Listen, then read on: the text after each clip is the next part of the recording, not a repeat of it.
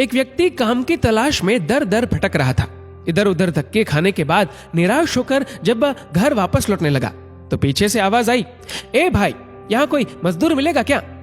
उसने पीछे मुड़कर देखा तो पाया कि एक झुकी हुई कमर वाला बूढ़ा व्यक्ति 3 गठरिया उठाए हुए खड़ा है। उसने कहा, हाँ बोलो, क्या काम है? मैं ही मजदूरी कर लूंगा। बुजुर्ग व्यक्ति बोला, मुझे रामगढ़ जाना है, 2 गठरिया मैं उठा लूंगा, पर मेरी तीसरी गठरी भारी है। इस गठरी को तुम रामगढ़ पहुंचा दो, मैं तुम्हें 2 रुपए दूंगा। बोलो, काम मंजूर है? ठीक है, चलो। आप बुजुर्ग हैं, आपकी इतनी मदद करना तो यूं भी मैं अपना फर्ज समझता हूं। इतना कहते हुए गठरी उठाकर अपने सिर पर रख ली, किंतु गठरी रखते ही उसे इसके भारीपन का एहसास हुआ।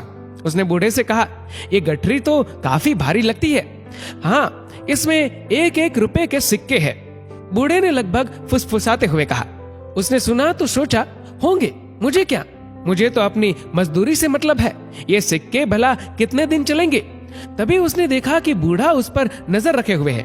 उसने सोचा कि ये बूढ़ा जरूर ये सोच रहा होगा, कहीं ये भाग तो नहीं जाएगा। पर मैं तो ऐसी बेईमानी और चोरी करने में विश्वास नहीं करता। मैं सिक्कों के लालच में फंसकर किसी के साथ बेईमानी नहीं करूंगा। चलते चलते आगे एक नदी आ गई। वह तो नदी पार करने के लिए झट से पानी में उतर गया, पर बूढ़ा नदी के किनारे खड़ा रहा। उसने बूढ़े की ओर देखते हुए पूछा, क्या हुआ? आखिर रुक क्यों गए? बूढ़ा आदमी हूँ, मेरी कमर ऊपर से झुकी हुई है, 2-2 गठरियों का बोझ नहीं उठा सकता, कहीं मैं नदी में डूब ही न जाऊं।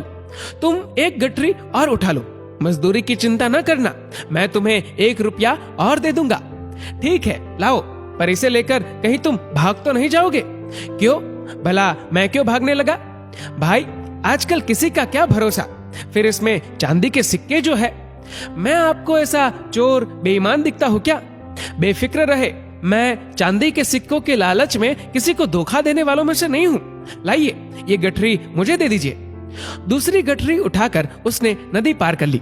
चांदी के सिक्कों का लालच भी उसे डगमगा नहीं पाया। थोड़ी दूर आगे चलने के बाद सामने पहाड़ी आ गई। वह धीरे धीरे पहाड़ी पर चढ़ने लगा, पर बूढ़ा अभी तक नीचे ही रुका हुआ था। उसने कहा, आइए ना, फिर से रुक क्यों गए? बूढ़ा आदमी हूँ, ठीक से चल तो पाता नहीं हूँ, ऊपर से कमर पर 1 गठरी का बोझ और उस पर भी ऊपर पहाड़ की दुर्गम चढ़ाई। तो लाइए, ये गठरी भी मुझे दे दीजिए, बेशक, और मजदूरी में मत देना।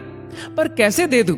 इसमें तो सोने के सिक्के हैं, और अगर तुम इन्हें लेकर भाग गए तो मैं बूढ़ा तुम्हारे पीछे भाग भी नहीं पाऊंगा। कहा ना, मैं ऐसा आदमी नहीं हूँ।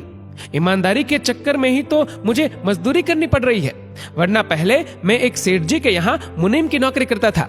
सेठ जी मुझसे हिसाब में गड़बड़ करके लोगों को ठगने के लिए दबाव डालते थे। तब मैंने ऐसा करने से मना कर दिया और नौकरी छोड़कर चला आया। उसने यूं अपना बड़प्पन जताने के लिए गप हाँकी।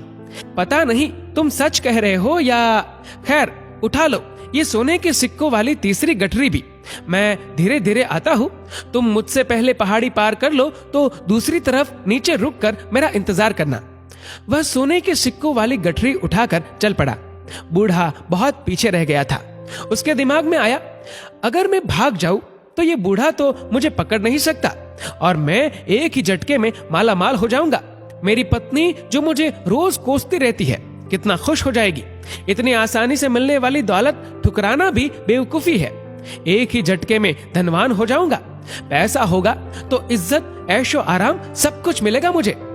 उसके मन में लालच आ गया और बिना पीछे देखे भाग खड़ा हुआ। 3-3 भारी गठरियों का बोझ उठाते भागते भागते उसकी सांस फूल गई। घर पहुंचकर उसने गठरिया खोल कर देखी तो अपना सिर पीट कर रह गया। गठरियों में सिक्कों जैसे बने हुए मिट्टी के ढेले ही थे।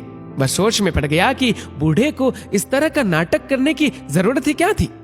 तभी उसकी पत्नी को मिट्टी के सिक्कों के ढेर में से एक कागज मिला जिस पर लिखा था, ये नाटक इस राज्य के खजाने की सुरक्षा के लिए ईमानदार सुरक्षा मंत्री खोजने के लिए किया गया था।